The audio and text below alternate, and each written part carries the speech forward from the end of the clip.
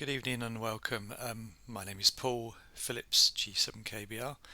I'm part of the Crawley Amateur Radio Club as a member and also part of the Ashdown Forest Repeater Group.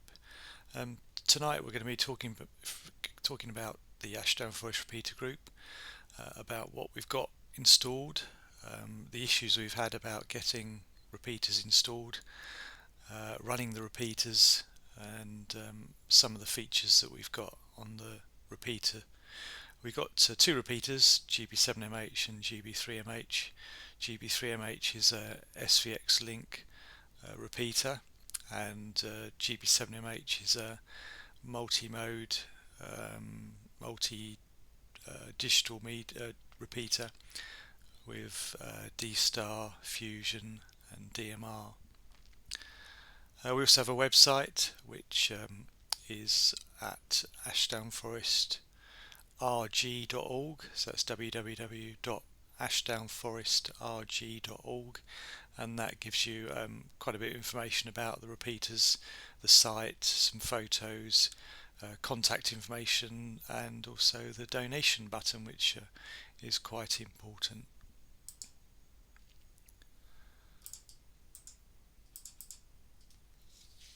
So Ashdown Forest and its site, it's located at St Leonard's Church in West Sussex. It's at 174 metres above sea level,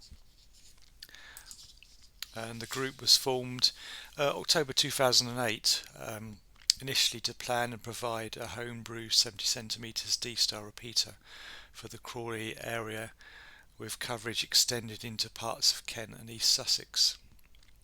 Obviously at 174 metres above sea level, our site is probably one of the highest points in West Sussex, and we therefore remain extremely grateful to the Turners Hill Church Council, who supported our suggestion that we disguised a wooden flagpole, replaced it with a fiberglass pole, and installed a dual band collinear into it. We had full permission from the Diocese of Chichester to install it all back in February 2009. That was initially with GB7MH.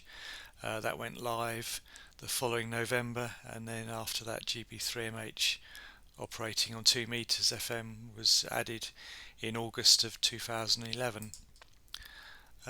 Its members at the very start were Malcolm Harmon, G3NZP, who liaised with the PCC at St Leonard's, David Lake, G4ULF, who built GB7MH and GB3MH, Richard Hadfield, G4AMM, myself, Paul Phillips, G7KBR, plus some of the other members at the Amateur Radio Club.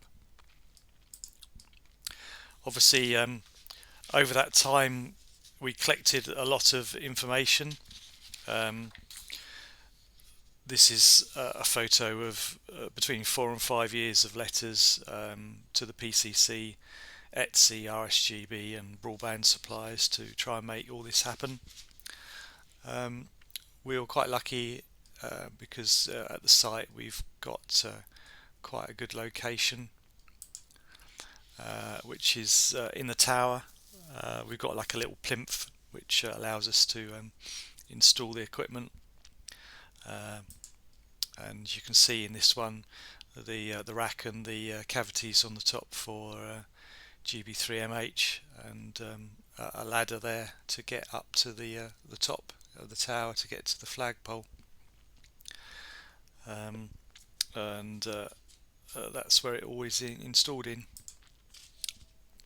At the top you can see GB3MH, which has got a Vertex 7000, and to the right you've got a Dell Nettop PC with a controller as well on top, and then underneath you've got GB7MH, which is also homebrew, and that has a duplexer on top as well.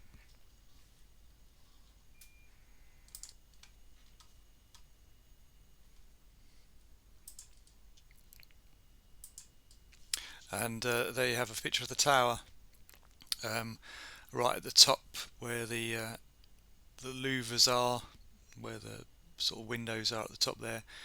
We used to have a Wi-Fi link going down to the church hall. This gave us internet access, because obviously we couldn't install the broadband into the church. So the broadband line was installed into the church hall, and then we had a Wi-Fi link that gave us the access to the broadband for the equipment. And there's a couple of more shots. You can see the flagpole there, which obviously you would never know it's got an antennae inside of it to give us the antennae for the two repeaters. It is an active flagpole as well. I think it's about 16 times a year someone goes and puts the flag up, depending on what is happening within the year. And there's a full photo of the church at the top, and then at the bottom there's a panoramic site view from the very top of the tower. Gives you quite a good view, and on a good day. And then the inside of the church as well, which is quite nice. So there you got a picture of the pole. This was constructed by Malcolm Harmon. This has got a Diamond SE 300 inside, and we're using EcoFlex 100 RF cable, and obviously it's been secured in there with some fixings. So far no issues at all with it. The antennae analyzer was taken up and it was checked, and both 77s and 2 meters were all okay, so we were quite lucky in that respect. Obviously we managed to get ourselves into the RSGB with the help of David Lake, who at the time produced the first sort of homebrew D-Star repeater, which was allowed to be added onto the G2 Trust network, which gave us the D plus reflectors. This was all set up and run by the US Trust back then, and at that time, you know, this was the only homebrew that could be linked to D-Star D plus.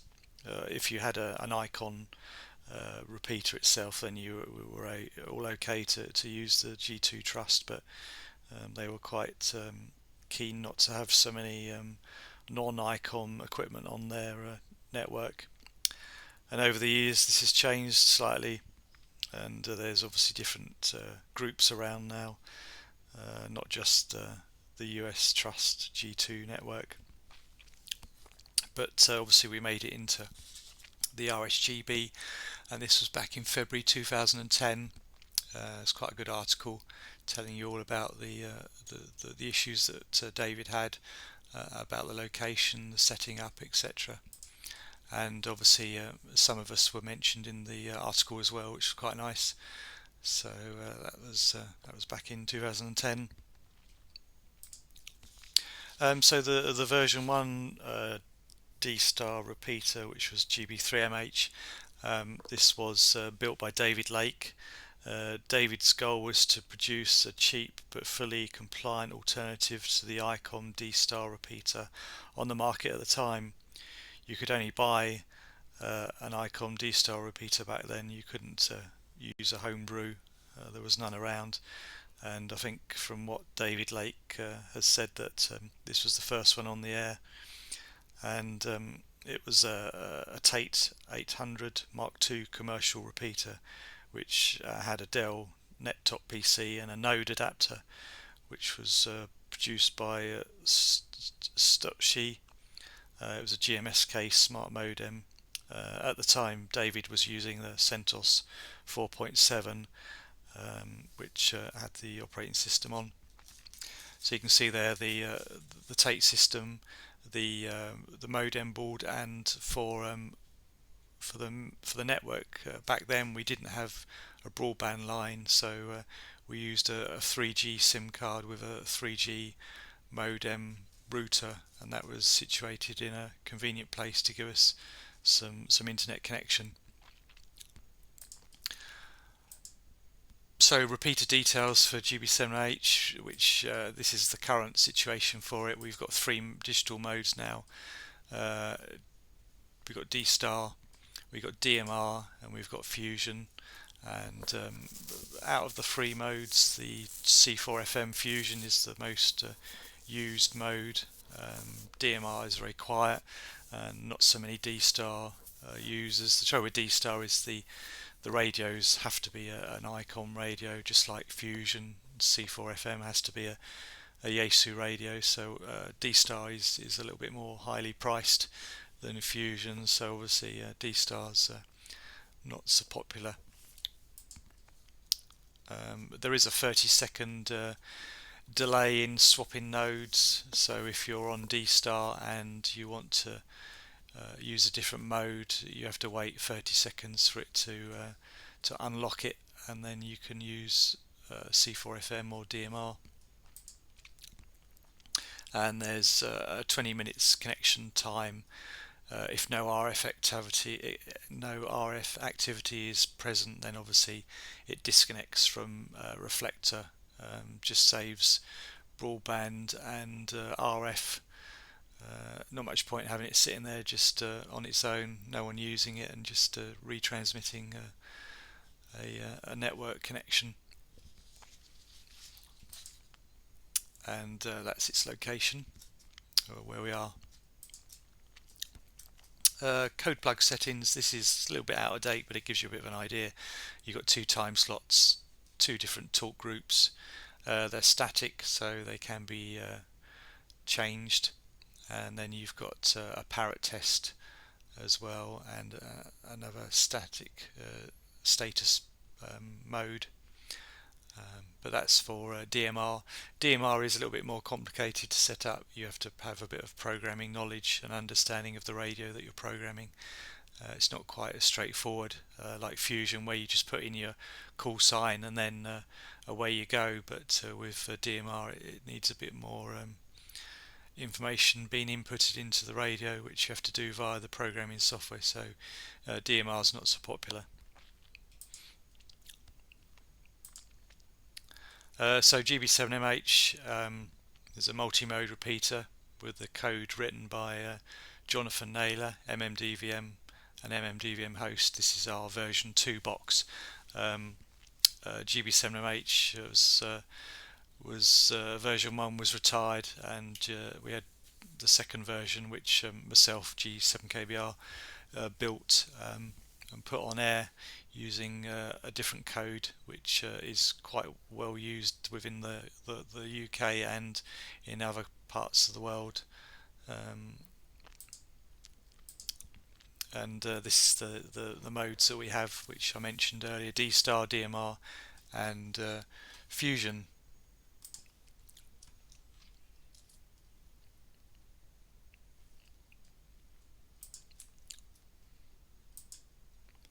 The software is used obviously for multi-mode repeaters all over the world, and construction can be via a homebrew or via an OEM off-the-shelf DMR repeater. For example, you can use an old Motorola DR3000, which originally was used for Motorola Turbo for commercial use, but can be used without too much modifications and some reprogramming, and that can be used for DMR. And obviously you can do a homebrew Motorola system via a couple of mobile radios and some other equipment, which is a little bit cheaper. And there's a lot of GM radios on eBay, which could be about £50 each upwards, so a cheaper option to get it on air. And as I mentioned, it consists of two mobile units, one for TX and one for RX. You also have a Raspberry Pi, an MMDVM modem board, DC power supply, and a fan controller. And this is GB7MH, the second version, which was made by myself. This was on air for about 5 to 6 years without too much downtime.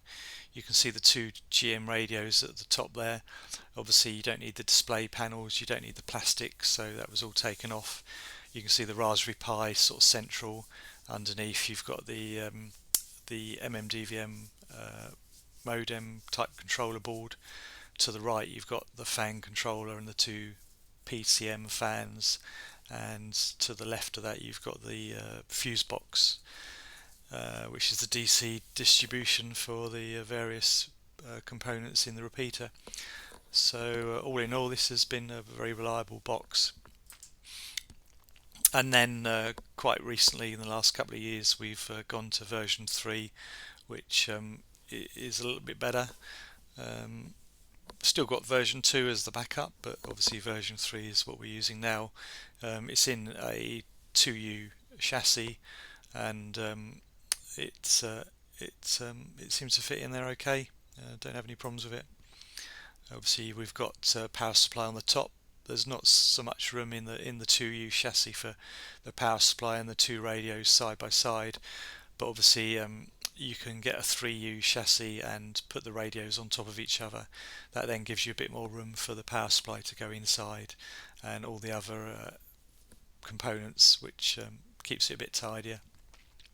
There's no other venting areas on the chassis. Literally the two fans blow air and extract air out, so that seems to work without too many problems. And this is just another photo of the version 3 repeater, but obviously you can see the two radios there, the GM radios. I did leave the fronts on them, but disconnected the speakers just in case. You can see the same components as of the version 2. You can see the Raspberry Pi, which has got a different controller board on top, which connects to the two GM radios. And you can see the fan controller at the top, just next door to the fuse distribution panel. And a couple of photos showing you the fuse and the controller there. And the radios all secured in, obviously lots of cable ties used with cable management sticky pads. That's on the bird meter, just checking the power. Obviously I had a bit of interest over the previous years for building repeaters for other repeater groups. This one was for GB7DB, which I believe is the Moonraker's DMR repeater, which they have installed at their shop.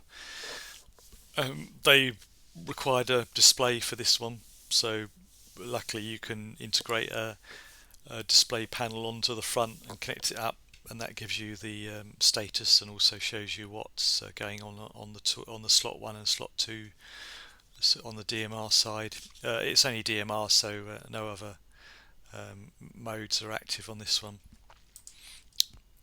And obviously over the years I've made other repeaters. Obviously I mentioned GB7DB, GB7AU, GB7AL, GB7WL, and obviously GB7MH Mark 1 and then the Mark 2. So you can see that I've kept the same sort of style of build, still the same GM radios. The GB7WL was using Kenwood TM8100s, I think they were, but generally kept it all the same. If it still all works fine, then I'll keep it the same. And this is the coverage map for GB7MH. Obviously, because we're 174 meters above sea level, the coverage is very good, and you know, it's a great location for RF. GB3MH is or was using a Vertex 7000. This was an analog 2-meter repeater. This had IRLP and Echo Link, and obviously the Mark 1 was designed and constructed by David Lake, and he used a combination of items there, a Raspberry Pi, a sound card fob, and a IRLP modem board. The Dell laptop was retired over the years, and David moved over to a Mark 1 sort of Raspberry Pi, to be used to control it all, which obviously cut down a bit on space and was also very reliable. This is GB3MH's details, Echo Link number. We're not using IRLP anymore just because it's not so easy to integrate into the SVX link code, and generally IRLP in the UK is not so busy. Echo Link seems to be what's used in the UK for connecting to other repeaters around, and obviously you can use it on your mobile phone as well and connect to different repeaters via using the 6-digit code, which they all have, and also you can use it on your laptop, so it's quite user friendly. Currently with GB3MH we have an abuse mode, which we can remotely turn off the receiver side, so we can deactivate the repeater, and it disenables talk Echo Link as well, and then we can remotely switch it back on if we do get any issues, but generally the repeater doesn't tend to get too much abuse. And this is the GB3MH coverage, which also is very good. Obviously right at the start of the project we had to get a cavity filter for 2 meters. Obviously this is we got a notch and a band pass which has been set up. This was all set up by Richard Hadfield, G4ANN. He got these cavities, not too sure where they were from in the end, but he got hold of them and modified them to work as we needed, and they've been in service ever since, and never really had an issue with them. Obviously you can see they're on the top there, on the top of the rack, obviously very dusty now, but still all okay. Most probably in the springtime in 2025 I need to go up to the tower and do a bit of vacuuming to get rid of the dust and the cobwebs, but they are all okay. So GB3MH Mark II, this we purchased the PCB on the left, which is a sort of glorified input-output card. Purchased the board with no components on, and passed this on to Richard, who had some time to be able to purchase the components and install it. And over the coming months, Richard got hold of the radios, and we managed to get a chassis and install some fans, install a USB sound fob.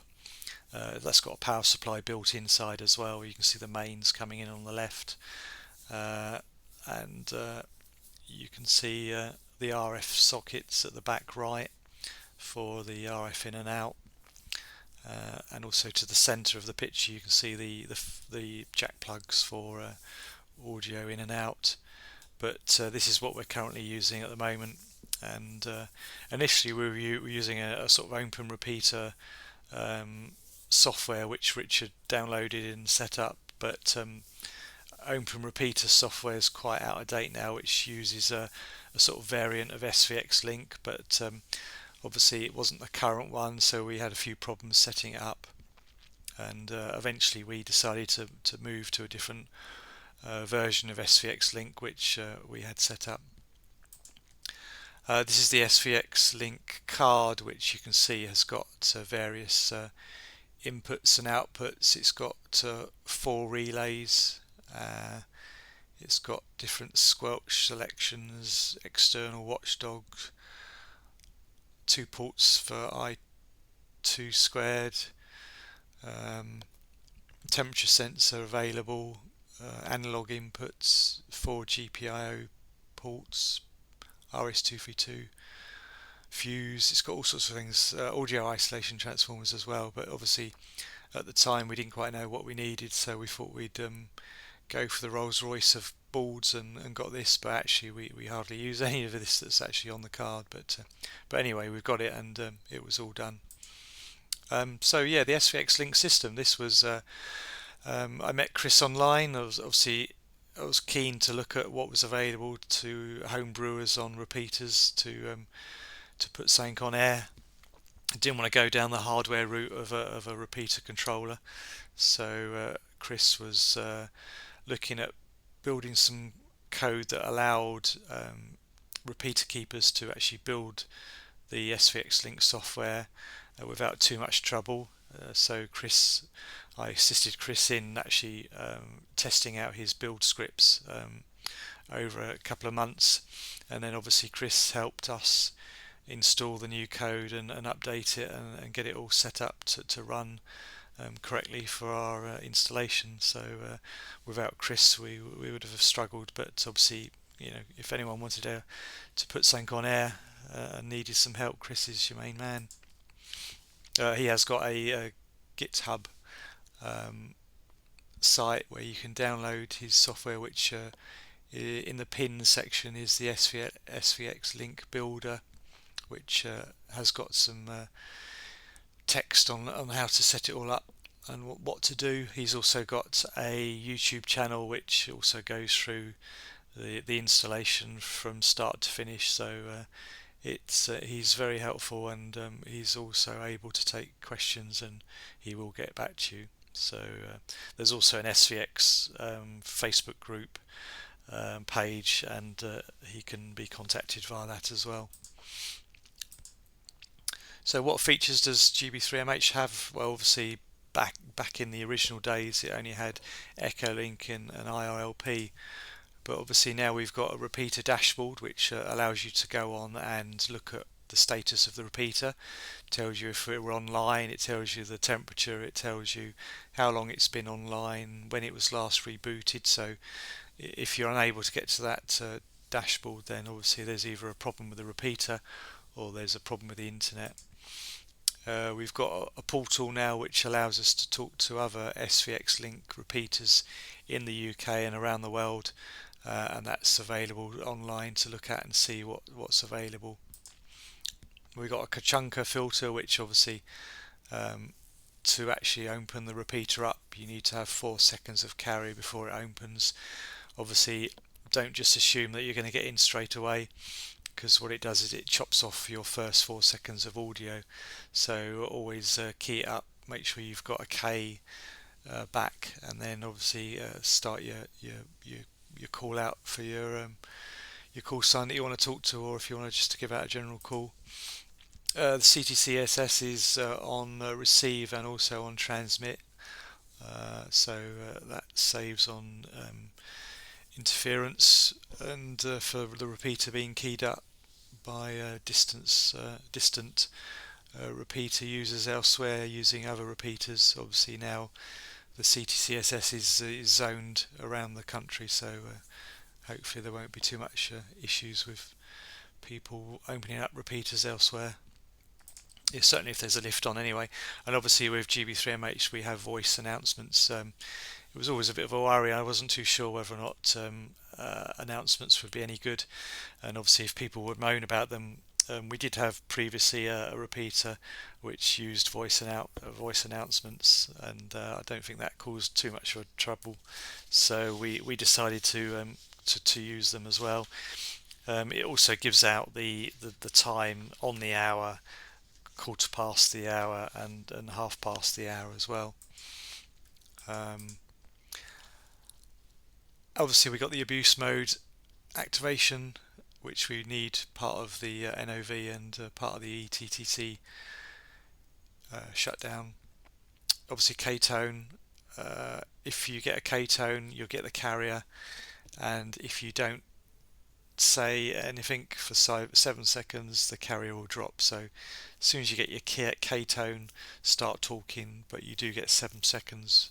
So if you can sort of key up before that, then you won't lose the carrier. And obviously about the time in the hour, on the hour, 15 minutes and half an hour with a CW and also announcement.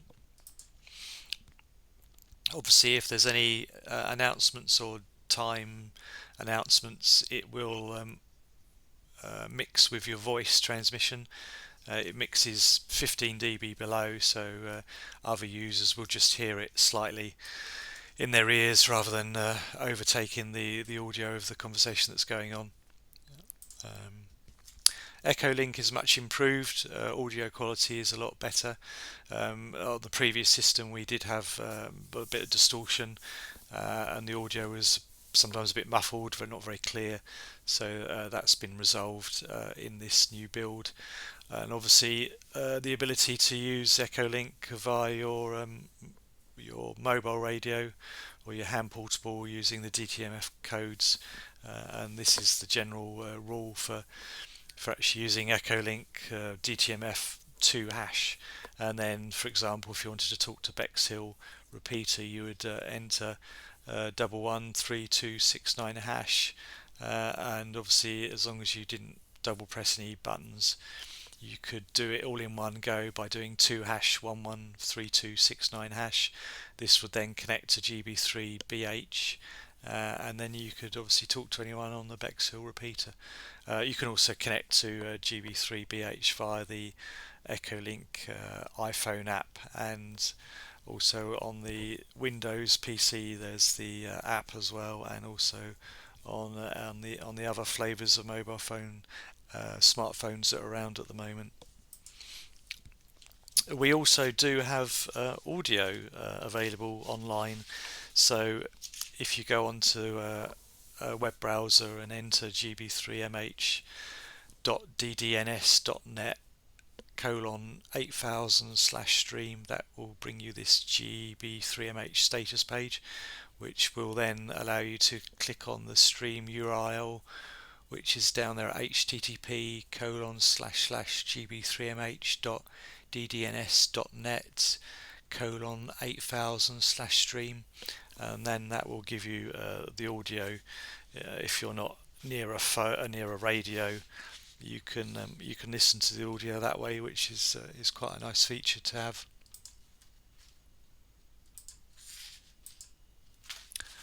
Also, there's other options that you can use now. You can do a parrot to check your audio.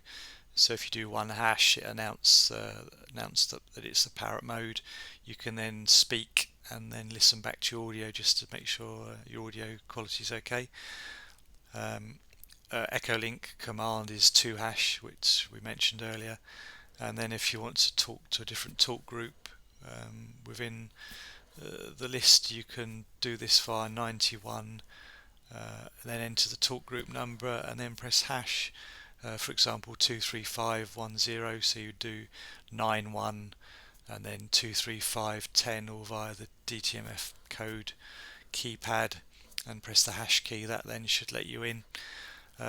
We've got other talk groups available. HubNet, which is 23526, and there's a Midlands talk group, which is at the moment there's about between 4 and 5 repeaters in the Midlands. That's 23590, and 235 is a generally wide area talk group. And this is some other options as well to get into them. Direct dial tones, which is the DTMF code D and then the 2 and then the hash, and then that gives you a sort of fast dial option. The plan is to do another talk on the SVX link features so that people can get a better understanding of how to use it. Echo Link test, which is 8 and then 9999 hash. That gets you into the Echo Link test. And also another quite good feature, which is 5 hash, which announces the Gatwick Airport weather, which is something that's quite handy to find out if you're going to be flying out somewhere or someone's coming in. You can get all the details of the current weather at Gatwick Airport. The dashboard, so yeah, if you want to check that the repeater's up and running, You can go on the dashboard. It's more of a visual thing. You can't do too much of it unless you're a super user or an admin. But obviously at the moment on this screenshot you can see that the system's been running for 5 days, and you can see that the CPU temperature is a little bit high, which is 56 degrees. CPU usage, disk memory usage, etc. What version of the kernel's on the last time it was rebooted, system information on the left. Obviously when the repeater's in use, the repeater status will switch between RX in green and TX in orange, just to show you that it's inactive. If there's any Echolink users that have connected via the internet, it will have the number of Echolink users. So if there's one, it will have a 1 in brackets. At the moment it just shows not connected. Yeah, obviously if there's 2 or 3, it just gives you that that in that window. And obviously that's about it. So just to recap, to get to the dashboard, it's http://gbdns.net:82/, and that will get you the dashboard. Features coming shortly. There's some enhancements to include a propagation monitor to tell you how things are regards propagation for the various bands, etc. But not quite sure when that's coming along. So GB3MH Mark II, which is obviously the version we're on now, you can see the front shows you the 2 GM350 radios for transmit and receive. No modifications to those radios, they're straightforward radios. Just program the code plug into them for the various frequencies, the power levels, and the CTCSS on the receiver radio. The transmit CTCSS is handled by the SVX Link software. And to the left you can see the Raspberry Pi SD card slot. Richard G4ANN fitted the SD card slot on the front, so it makes it easier for us to make any changes. If the SD card goes down and we need to replace it, it's quite easy to swap it out without having to take it off the rack. With GB7MH, we're not so lucky.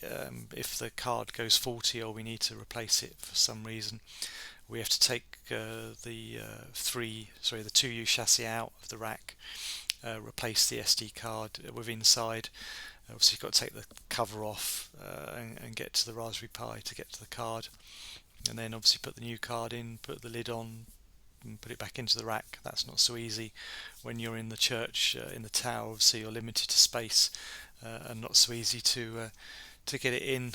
But so we're going to roll out this feature on the other repeaters that we have in the church.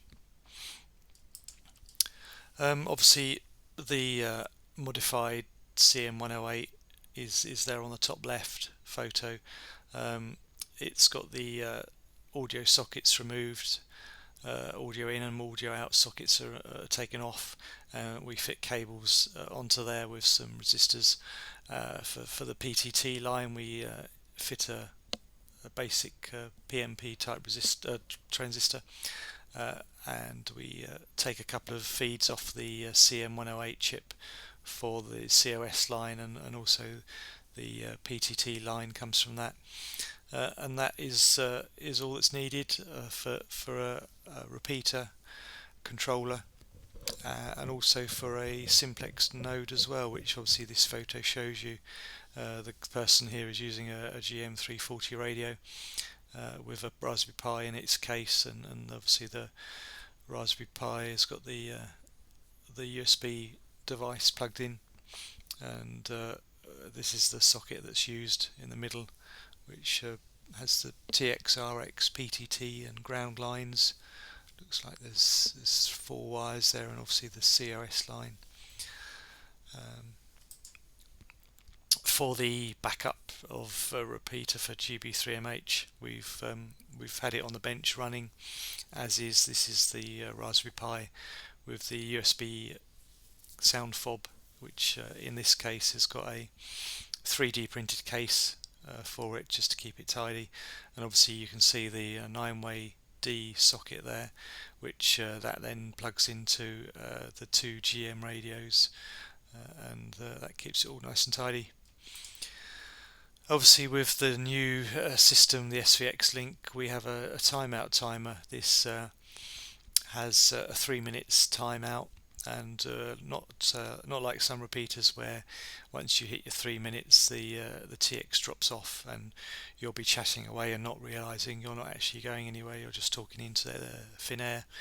So what happens is at 3 minutes the users that are hearing you will hear an audible bleep tone. At the time when the person talking, transmitting, dekeys, he gets the announcement of timeout to say that he's over reached the 3 minutes, and obviously the other users can either just make him aware that he's been talking too long, but obviously it doesn't just chop you off on the timeout like some repeaters do. So this is just an explanation on how it works, a bit of a workflow of what it does. The 4G antennae, obviously with the church tower we have bricks that are sort of a foot in depth, so obviously not so easy to get RF through these large bricks that are part of the tower. And obviously we've got a small window opening which is just above our rack, and you can see the 4G antennae which is just sort of sitting there. It's not sort of screwed or anything, and that runs down into the 4G router to give us coverage. We get about between 10 and 20% coverage of 4G. It obviously can be better, but for what we need it, we're not using it for streaming Netflix or anything like that. So the signal that we pick up is just about right for what we need. But the plan in the new year / springtime is to get this antennae outside in a sort of an area that's not seen, and obviously we'll get better coverage and better rates of data. This is the 4G modem router, which sits in the rack at the bottom in a tray that has 4 ports for networking as well, and also obviously the SIM card fits into that device, and the 2 aerial feeds plug into the back, obviously with the power supply as well.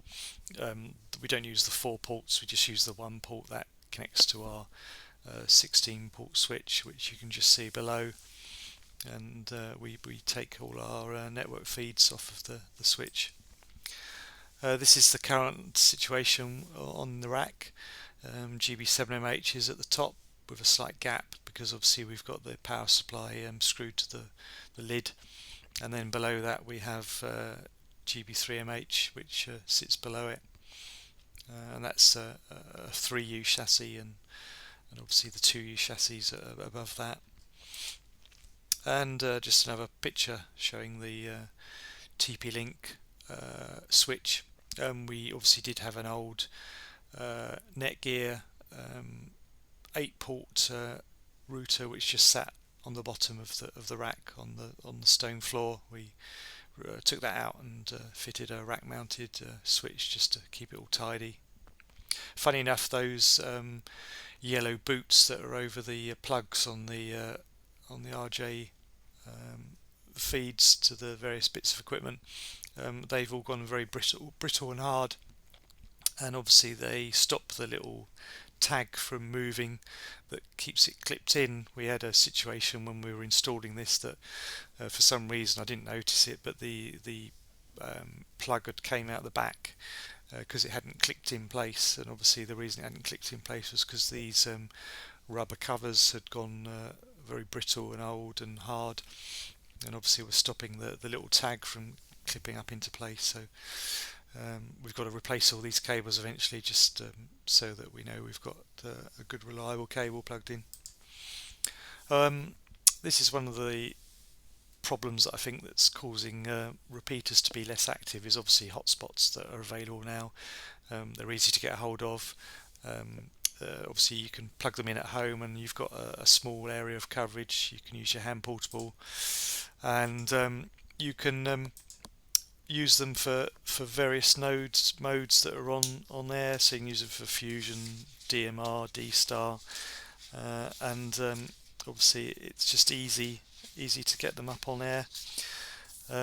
Obviously you connect them to your own network for the internet linking to the various different modes. So yeah, DMR, D-Star, Fusion, P25, analog. They can be connected using software via VS Link, All Star or HubNet, etc. And the other thing that I sort of think that is making it harder for repeaters to stay on air is obviously with new vehicles now, it's harder to actually install the radio equipment. Obviously with electric cars and hybrid cars, plug-in hybrids, to get DC cables from the battery into the car via the engine, via the firewall into the car, so that you can connect your radio direct via a fuse and obviously run the cables around. Difficult to attach antennae. Obviously you've got mag mounts, but they can damage the roof. Glass mounts, not so easy these days. Obviously the lack of gutter mounts and roof bars, obviously you have to pay for those these days. So to me, I think newer cars are nice, but obviously for us with radios to fit into cars, I still think we need an older vehicle to do all this, which might be a good idea if we had the money, I suppose, have a radio car set up. But there you go. That's my own view. Obviously everyone's got their own feelings on repeaters and hotspots, but there you go. Deviation of radios, obviously GB7MH and GB3MH, it's all set to narrow deviation, so 2.5 kilohertz for a 12.5 kilohertz channel. There is no 25 kilohertz availability on our system at all. Obviously, if you try and use it, you'll have deviation issues with your audio and just not sounding so good. So obviously, do check that you're in narrow mode when you're using it, and that will save you some problems. And obviously with microphone techniques, something that I know Richard Drinkwater is very keen on, G3ZOI, is obviously that try not to talk into the microphone but try and talk across it. Obviously it makes your audio quality sound a little bit better, and you don't sound so distorted when you're using the repeater. But this is something I found on the internet, so I thought I'd include it. Gives you a good visual indication of what's the best way to do it. Don't want to teach anyone to suck eggs here, but obviously, just try and remember that. Obviously, how much does it cost to actually build a repeater? Well, for what I've priced up in 2024, this is £468. You've got the cost of a 3U chassis, which is about £130. 2 GM 350 radios. You can use GM 340s, GM 360s, GM 1280s. Most of the GM range will work, one for TX and one for RX. Starting at about £140 for two. You can pick them up from £25 each up to £50 each, to obviously a little bit more if you go via commercial companies that sell refurbished radios. They can be a lot more money. Power supply unit, which is 12 volts, sort of 15 amp power supply, which you can mount inside the chassis. USB sound card fob, which is £12, and a Raspberry Pi 3. Obviously you can buy Raspberry Pi 3s on eBay still, but obviously Raspberry Pi 4, 5 is available now, brand new, so you can get those and install those into the chassis. And obviously RF sockets, plugs, cables, DC fuses, distribution, fan controllers, fans, etc. About £90. So about £468 will get you the equipment to build one and put it on there. Just some local news, which I know about. Obviously, GB7MS NS and GB3NS came off air briefly because it had to move to a different site. Reading the Cat's newsletter from November, the information that's on there is that GB7MS is now back on air. Its new location is at a Scout Hut or HQ in Banstead, and that's on air. Same frequencies, same deviation, same CTCSS tone. Not quite sure if this is a temporary location, but obviously for users that used to use it this side, for certainly East Grinstead and Crawley, GB3NS isn't heard because it's the other side of Caterham Hill now, so we can't hear it at all. And obviously there's a new repeater in South Nutfield, which is G5BSD, which is an all-star node. It's on air, and coverage is not so great. So obviously GB3MH and GB7MH is still probably the best for coverage in this area, but they're on air now. So I think users in Copthorne, Smallfield, and parts of Crawley can access it. So they're the details there. And obviously, how much does it cost to actually keep us on air? Well, this is costs based on 2023 for the electricity. We paid £120.86 a year. This we pay at the end of the year. We have a electricity meter in the tower, and we go up and read the meter at the end of the year, pass this on to the PCC at Turners Hill Church, and obviously we pay the money. Obviously we've got a very good rent price, £1 a year, which is very good, and not so many sites these days will have that as their rent. Obviously web hosting is a yearly cost. The hosting and the domain name is about £111, and 4G SIM card connection deal, which at the moment we're paying £14.50 a month, and that's £174 a year. So you're looking at about £406 10p. Obviously this figure will go up at the end of 2024. Obviously electricity's gone up, and we'll probably find that goes up considerably more, because obviously the electricity costs have gone higher. Obviously myself and Richard tend to absorb the costs for hardware and repairs for the repeaters. The donations that we get, which it doesn't matter how much it is. It can be £1 a month, £2 a month, £5 a month. It's entirely up to you. But we are keen to try and get donations in throughout the year to pay for this overall cost. So if you can donate, the link on our website is there to click on, and you can donate via PayPal, and that makes it a lot easier. One of the things that we're trying to do at the moment is to actually get some money on board to pay for some fans for the backup repeater. At the moment there's some fans that we've spotted that are about £20 each. With the carriage from RS is about £57, but obviously you can buy cheaper fans, but we're trying to get something that's a better quality. Obviously on eBay and Amazon you can buy a fan for about £8, but obviously it's going to be something that's running 24/7 potentially. So we're looking at getting some 12-volt DC fans, 128mm size, obviously one for